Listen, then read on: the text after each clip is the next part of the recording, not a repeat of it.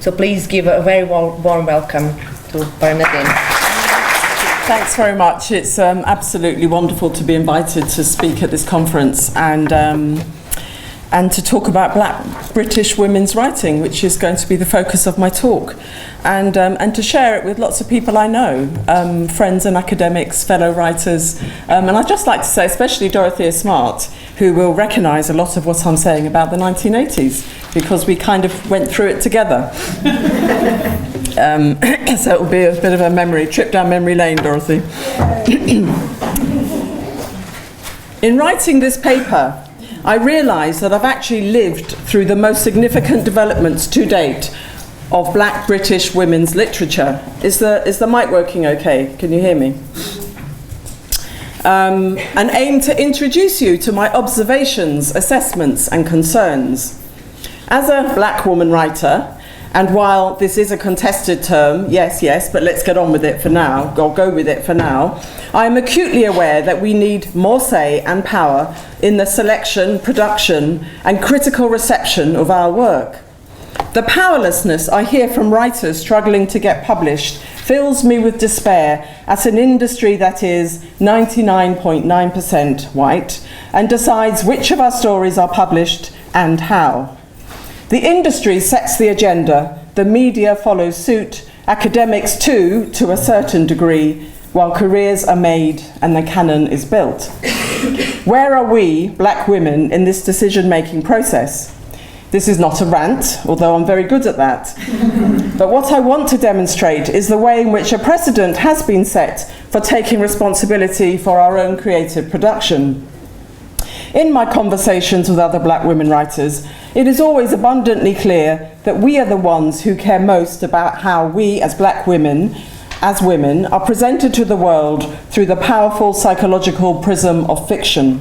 From our private conversations, it's clear that all of us are acutely aware of the imbalance of certain kinds of stories, the absence of others, or the way in which degrees of beauty, the exoticization and even fetishization of serious and doubtless talented writers appear to be a factor in how today's publishing and media industry promotes and receives black women writers in particular.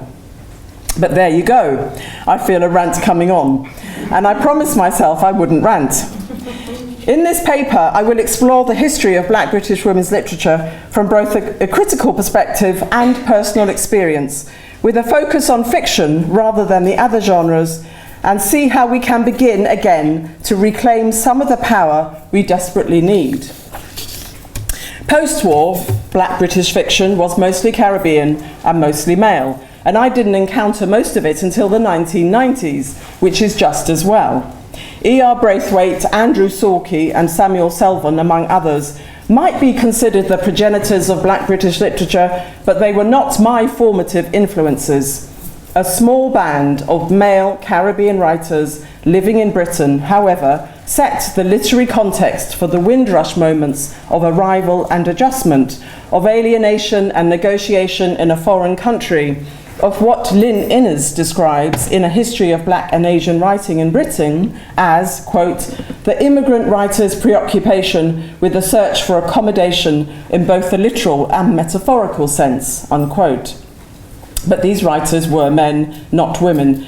And if I had read them in my angry 20s, I would have been at odds with their male-centered narratives, where women don't always get well represented and where black women too often are all but absent.